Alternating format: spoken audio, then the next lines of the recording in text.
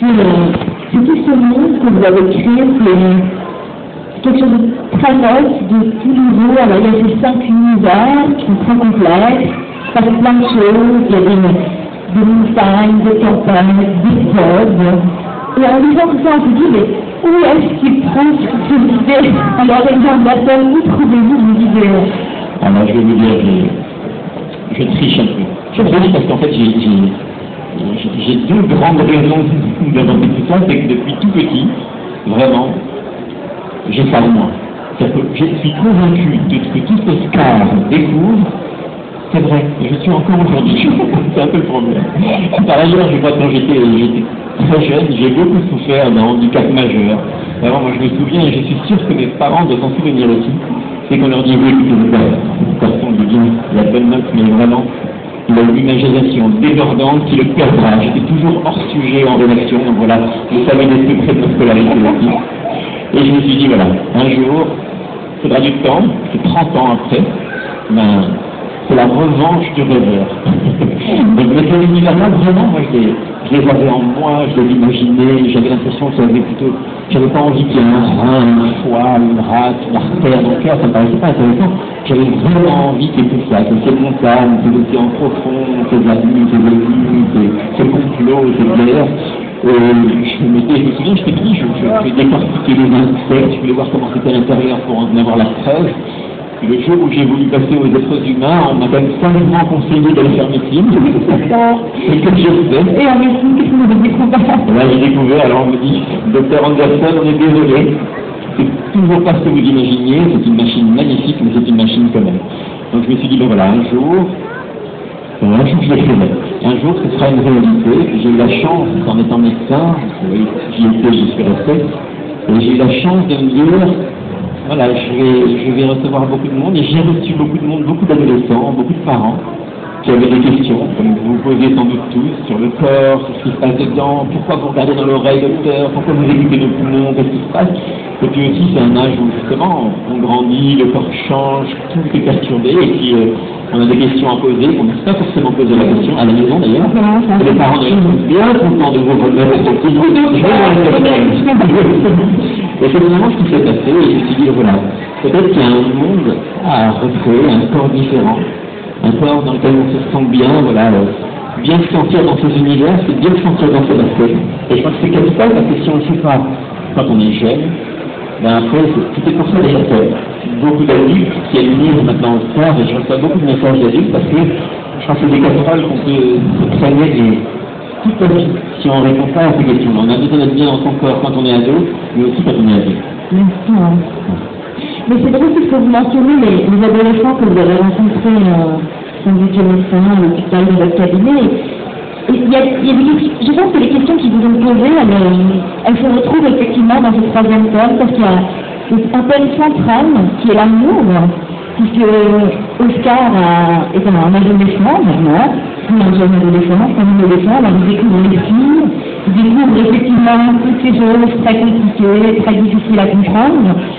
Et il y a ces 2 filles, il y a Sylvain et Louise. Alors Louise, elle est plutôt réservée, et Sylvain, elle est très belle, elle est charmante, parfois un peu peste, un peu manipulatrice. Mais pourquoi Oscar semble la préférer? Alors pourquoi? Qu'est-ce que vous voulez que je vous dise? Ça traversera toutes les générations, je pense. Les garçons, on est prêts. On est vraiment on voulait une fille ravissante, c'est vrai, sublime, comme les Tila, qui le fait, qui a envie de plaire, qui aime séduire, qui est un peu manipulatrice. Et de l'autre côté, on met Louise, adorable, charmante, peut-être un petit peu moins jolie, mais encore, c'est une question de goût, qui est sincère, qui est péchue, qui a vraiment quelque chose de fort en elle, qui aime et qui le dit. Et voilà, je peux vous dire, 99,9% des garçons vont dire oui, c'est la meilleure amie, et puis là, j'ai trop la famille. C'est inévitable. Alors c'est vrai que c'est un peu ce qui se passe en général, mais qu'est-ce que vous voulez? Je pense que ça change avec le temps. Quand on grandit, on finit par s'intéresser à des fils super comme Louis. Donc voilà, il y a un espoir pour toutes les Louis, mais bon. Il y a un espoir, justement. Et puis, je crois que de toute manière, il y a aussi la revanche de Louis. Le jour où on s'intéresse à elle, Louis va nous dire bonjour, ça allait penser avant. Exactement, c'est trop tard. Il y a une autre question que je voulais vous poser, c'est que jusqu'à présent, le roman pour les adolescents est largement dominé par les anglophones. C'est ceux qui sont adaptés au cinéma à plusieurs reprises, de nombreuses fois. Et pourtant, vous êtes français, vous avez un profil très atypique. Vous écrivez des romans pour adolescents pour la première fois, et c'est un succès phénoménal. Alors, comment vous expliquez ce succès? Je crois qu'il y a deux choses. Il y a une chose qui est certaine, c'est que rêver, la magie, l'émotion, l'aventure, l'exploration, la découverte, tout ça, je crois que c'est vraiment, il n'y a pas de frontières.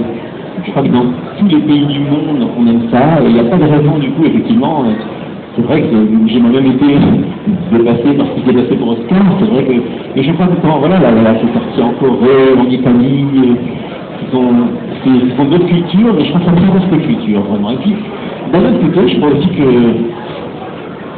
il y a peut-être une French touch qui doit plaire. Voilà, j'ai dit en anglais parce que voilà, ça a traversé les frontières justement, et je crois qu'on a quelque chose. Moi, je suis aussi inspiré des images que j'ai eues de mon pays plus jeune. Je me souviens de la chose qui passait à la télé, donc on se souvenait peut-être, qui reprenait il était une fois la vie, et ça reprenait la carrière du cœur. Mais j'étais un peu frustré, je voulais aller plus loin. Mais je pense qu'on apporte quelque chose parce qu'on a une autre façon peut-être de voir l'évolution, de voir l'amour, de voir l'amitié. On a aussi un patrimoine. Je suis très fier de mon patrimoine, du patrimoine de mon pays. Quand Oscar voyage et qu'il est à Paris, il va voir Paris autrement. On va visiter tous ces monuments magnifiques, on va voir le Louvre, on va le découvrir avec un autre œil. C'est vrai que dans nos livres, peut-être que dans d'autres livres, les livres qui sont en langue anglo-saxonne, américaine, on va peut-être pas, pour des adolescents, montrer les tableaux qui font, de faire intervenir les personnages de notre vie. Donc tout ça, je trouve que c'est important. C'est peut-être pour ça qu'ensuite Oscar peut partir effectivement loin, et c'est peut-être pour ça qu'on lui réserve cet accueil-là. Enfin, moi, je suis ravi en tout cas. Nous aussi, on est ravis, et puis il va quand même être publié en Europe, en Amérique, en Asie, c'est quand même remarqué. On est aussi là, voilà. On peut faire un petit cocorico.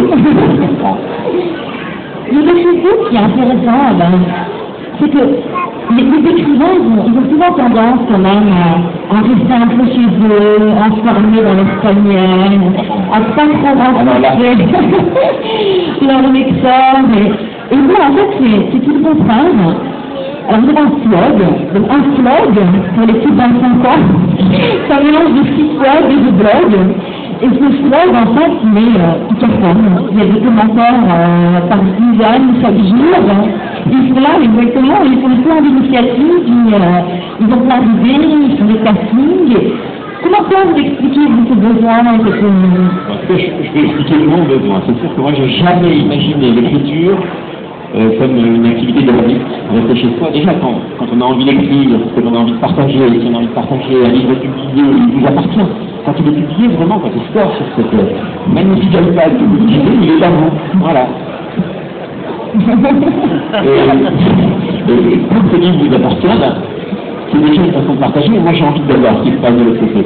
Et vraiment, aujourd'hui, on a des moyens fabuleux. Alors, c'est vrai que je monte l'iPad, mais bon, moi quand je découvre mon livre sur l'iPad, je me dis que peut-être dans quelques années, qui fait, Apple pourra faire en sorte que l'auteur parle avec ses lecteurs, j'en sais rien, il y aura peut-être une connexion Internet, je n'arrive pas à projeter ça, mais je trouve ça fabuleux. Moi j'ai envie d'utiliser les moyens qu'on a, j'ai envie d'utiliser bien sûr l'Internet, mais j'ai envie d'utiliser les blogs, parce que c'est un outil formidable, et je crois que tout le monde d'ailleurs en est ravi, tous les blogueurs fous là qui sont là présents, je les reconnais un petit peu, je vois des jolis t-shirts qui ont été fabriqués et puis qu'on m'a montré déjà sur le site, et je crois que tout le monde d'ailleurs est heureux et peut faire une ovation à Léonard, Daniel et King Romain, que vous connaissez tous, dans lequel on se tourne tout de suite dès qu'il y a un problème. Moi j'ai envie d'utiliser ces outils-là, je trouve que c'est vraiment important. Il n'est pas question que je reste de mon côté, et je pense que c'est ce qui fait vivre, ça me donne aussi des idées. Si vous êtes là, faire des suggestions, alors c'est vrai que ils ont décidé de faire un film. Alors ils ont écrit un mutation, ils ont fait des tas de choses, ils ont composé un casting, ils ont décidé des décors, il y a des scripts qui sont en cours, c'est absolument génial. Donc moi je suis là, je suis même un peu décapé parfois, ils vont plus vite que moi. Il y a trop de choses à lire tous les jours, mais c'est un vrai plaisir. Je passe presque 2-3 heures par jour sur mon site pour répondre, pour lire, pour partager, et vraiment, je crois que c'est aussi un temps pour moi du cri. Je crois qu'on va devoir ralentir un petit peu si vous voulez le quatrième thème. Voilà. Mais en fait, je pense que c'est une très bonne occasion aujourd'hui justement pour échanger à nouveau, là pas de façon virtuelle, à l'ancienne. Et je pense que si vous avez des questions et que vous voulez les poser à Amy Anderson, donc le boom. Alors. Ah, je vois que vous êtes un peu sur un stress.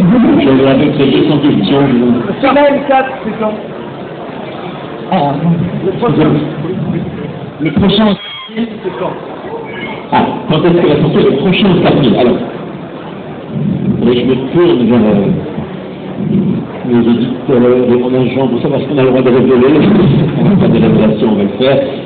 Alors, je crois que certains vont en vouloir un petit peu. On l'attendait un peu plus tôt, vous le vouliez très vite, et ça me fait très plaisir. Le problème, c'est que je suis en train d'écrire le 4 et 5 en même temps. Parce que vous savez qu'il y aura des révélations importantes et des choses qui sont très fortes. Alors on va en faire quelques-unes quand même, on va vous le dire. Donc voilà, Oscar va avoir 16 ans dans le tome 4, et il aura 18 ans dans le tome 5. Et il va y avoir des choses terribles. Il va connaître notamment la trahison. Il a connu l'amour, il va connaître la passion aussi, il va connaître les dangers terribles. Il y aura la trahison qui va venir de très près, une trahison qui est en fait trahison déchirante parce que c'est une trahison qui est due au fait à des malentendus, au fait que des gens très proches de lui se sentent mis à l'écart, se sentent incompris.